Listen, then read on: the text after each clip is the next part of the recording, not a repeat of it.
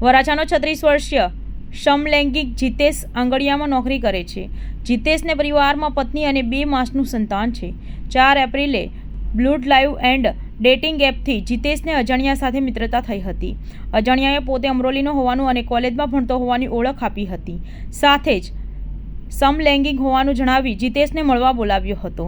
36 વર્ષીય યુવકનો video viral કરવાની ધમકી આપી રૂપિયા માંગવામાં આવ્યા હતા.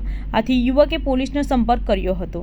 પોલીસે ફરિયાદ લઈને અમરોલી પોલીસે આરોપી સુરેશ સખિયા, મનોજ ચૌહાણ, અંકિત ત્યાગી અને કિશોરની ધરપકડ કરી હતી. આ કામના જે ફરિયાદી જે છે એમને જે એન્ડ્રોઈડમાં જે એપ્લિકેશન આવે છે એમાંથી ફરિયાદીનો સંપર્ક કરી અને ફરિયાદી સાથે મીઠી મીઠી વાતો કરી અને ફરિયાદીને લલચાવી અને અમરોલી પોસ્ટની હદમાં ત્યાં એને બોલાવવામાં આવેલો.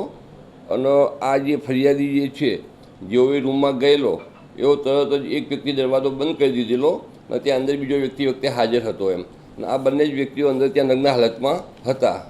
અને એ દરમિયાનમાં બહારથી બીજા 3 જેટલા અજાણ્યા ઇસમો આવી જાય છે અને આ ફરિયાદીને ધમકી આપે છે એમ કે આ બધા તારા જે બીભત્સ ફોટા કે જે કંઈ અમે પાડ્યા છે એ અમે બધે વાયરલ કરી કાઢીશું.